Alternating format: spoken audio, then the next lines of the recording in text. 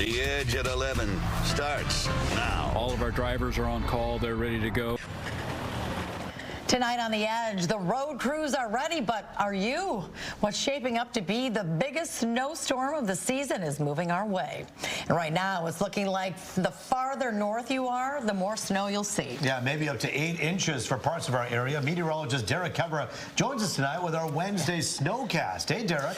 Guys, it is going to be a fairly big one for some spots. Now, not everybody's going to get those huge 8-inch totals. If you're down into Monroe County, even southern Wayne County, your numbers will be a little bit lower because there's going to be a small period of time throughout the storm where there's going to be some ice that mixes in. Now, whether that's freezing rain or some sleet, there's still some question marks with that. But if it's not snowflakes, it's going to mean those numbers are a little bit less. But up north, you will not have that window of ice, which means they are going to be on that higher end, 7 inches, perhaps even higher as you get up towards areas around Port Huron. And then we're going to do the whole thing again on Saturday and Sunday. So these are two different systems, but two very large snowmaking systems. So we'll focus on the one for tomorrow right here. You'll see the system not well organized at this point, but it will gain strength over the next 6 to 8 hours. So you'll go to bed, you'll wake up, and the storm is going to be bearing down on Chicago. Here's the timeline. 7:30 in the morning, the snow beginning to push through parts of Illinois, over Lake Michigan by right around noon. By 1:30, we're looking at it tracking into the state of Michigan. Kalamazoo, Grand Rapids dealing with the storm. I think we'll see it between 2 p.m. and 3 p.m. That's when the snowflakes will begin.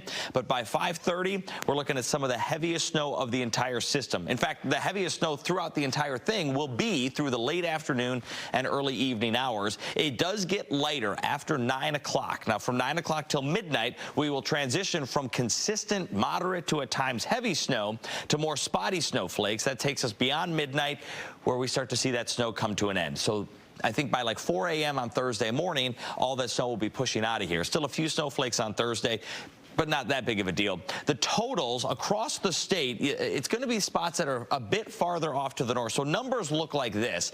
By 8 o'clock, say, we'll put it right around 8:30 or so. We'll likely have around 1 to 2, maybe in some spots locally up to 3 inches. And then those numbers really begin to jump beyond that. So here's midnight. You'll see maybe some 3s and some 4s. From midnight and beyond, those numbers jumping up even higher. So bullseye zone is right up here, from Lapeer through Port Huron over to Flint.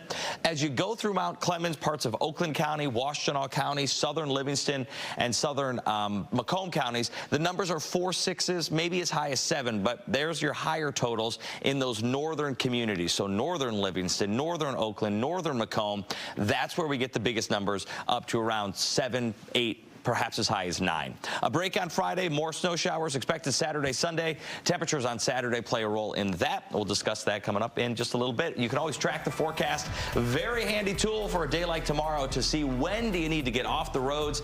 I'll tell you, that hourly forecast will be incredibly useful to track the evening commute on Wednesday and then that morning commute on Thursday. And don't forget, if there are school closings, you'll get them on the app as well. Guys, over to you. All right, you're on top of it. Thanks so much, Derek. You know, it was a year and a half ago, Edge reporter Jessica Dupneck did a special investigation into high school coaches grooming students to fulfill their own sexual desires. And now the law has caught up to one of those men. Charges have been filed against basketball coach Mark White. Jessica joining us now live in studio tonight with an update on this. And Jessica, you spoke to the brave young woman who decided to come forward on this. Very emotional interview this evening. Now, back then, we learned Coach Mark White would bounce from school to school, allegedly preying on teen girls along the way, and he got away with it until one young woman put an end to this destructive and potentially criminal pattern.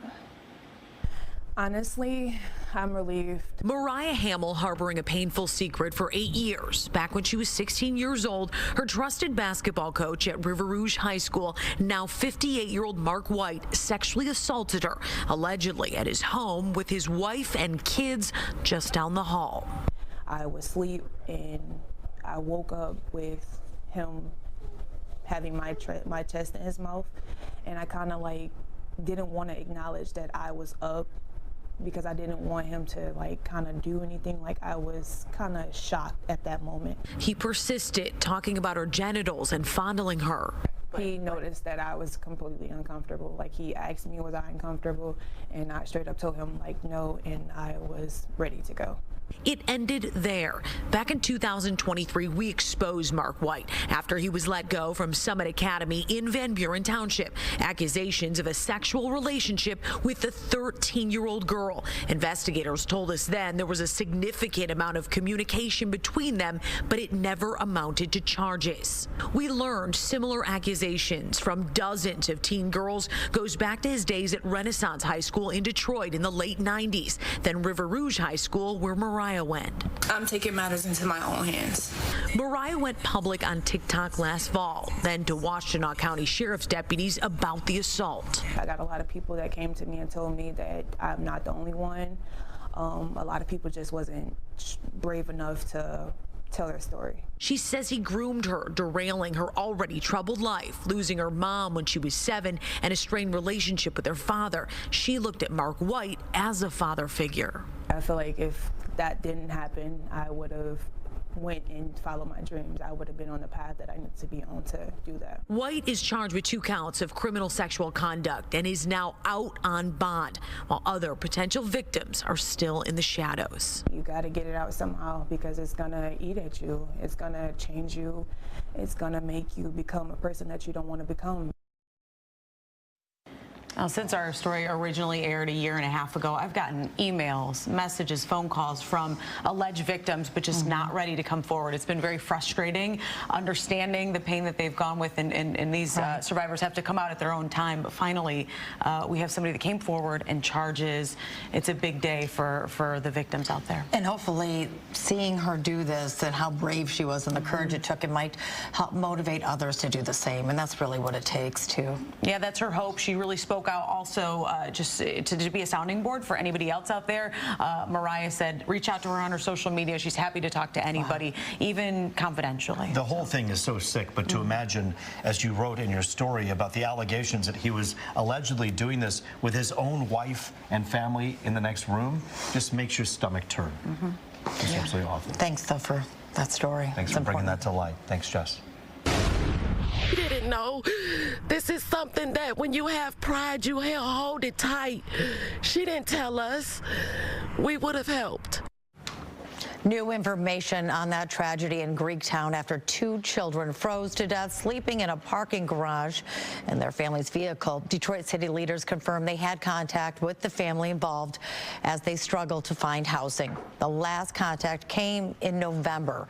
The mother's minivan had been parked on the 9th floor of the Hollywood Casino parking garage when it ran out of gas Monday morning in bone-chilling temperatures.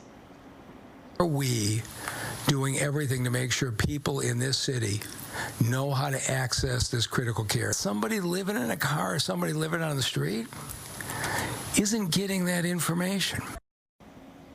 Mayor Mike Duggan has asked the city to improve its homeless outreach program in the wake of this tragedy. Well, the restaurant industry is facing tough times and soaring prices, and now another obstacle. A new Michigan law set to take effect later this month will significantly increase servers' minimum wage and benefits. Fox News' Dave Kitchen has a message from local restaurant owners to its customers. Might have seen some prices going up or some new service fees being added to your tabs at your old favorite haunts. Detroit's Batch Brewing Company going viral with a social media video featuring its owner Stephen Roginson sounding an alarm on minimum wage policies and what he says will happen to his staff if the state's rate for tipped employees goes up to nearly half the minimum wage, just under $6 per hour. Employees here will end up long-term making less money if the tip credit goes away. There's already a disparity between the amount of money that front of house makes, servers, and back house kitchen makes, and this is only going to create a bigger chasm between what those two parts of the house make. The changes are set to take place in a matter of days after a ruling by the Michigan Supreme Court, but lawmakers are trying to mitigate the collateral damage it will have on workers in the service industry and their employers, with each side in Lansing, you guessed it, blaming the other.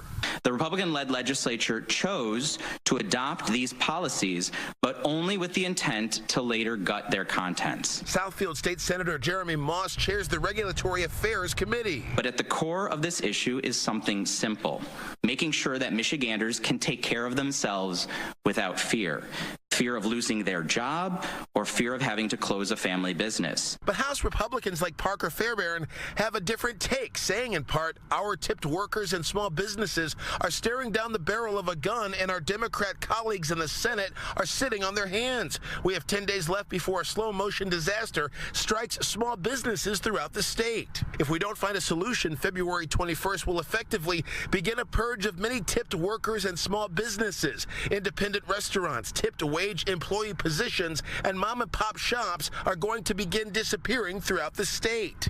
And we do know that within 10 days of this law going into effect, there's going to be a big rally with members of the service industry rallying with faith leaders and civil rights leaders to really turn up the heat on this hot-button issue. In downtown Detroit, Dave Kinchin on The Edge.